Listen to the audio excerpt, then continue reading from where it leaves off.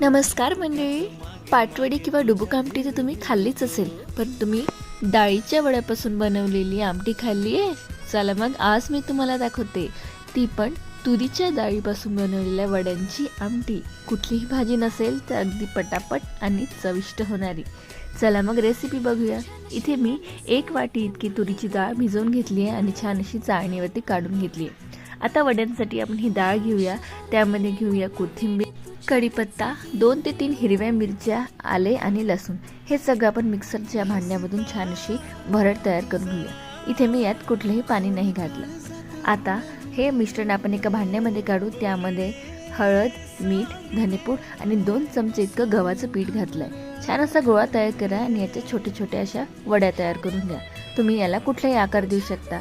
ग्रेव्हीसाठी इथे मी 2 मोठे कांदे, 2 टमाटर, आले आणि लसूण घेतलं. त्यासोबत 1 चमचा धने, तेजपान आणि कलमी घेतली.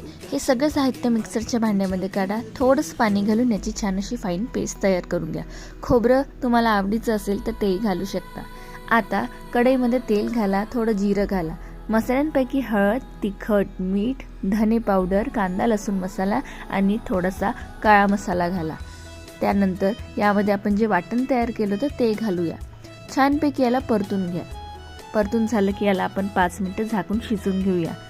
5 मिनिटांनंतर तुम्ही बघू शकता छानपैकी तेल सुटलेलं आहे.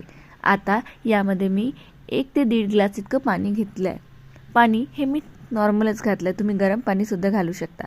5 मिनिटांनंतर याला छान उकळी येते. उकळी आली की गॅस कमी करा आणि जे आपण वडे तयार केले होते त्यामध्ये आपण हे घालून 10 मिनिटं कमी पॉवरवरती शिजवून घेऊया. 10 मिनिटांनंतर वडे वरती येतात, अर्थात म्हणजे आपली भाजी शिजलेली आहे. गॅस बंद करा. मस्त बारीक चिरलेली कोथिंबीर घाला. तुम्ही बघू शकता रस्सा घट्ट आलेला आहे आणि तरीसुद्धा छान आली आहे. ही भाजी भाकरीबरोबर खायला खूप छान वाटते. पावसाळ्याच्या दिवसामध्ये भाजीचं आपल्याला सहसा खूप मिळत नाही, म्हणून हे ट्राय करा आणि सांगा आम्हाला रेसिपी कशी वाटली. चला भेटूया पुढच्या रेसिपीत.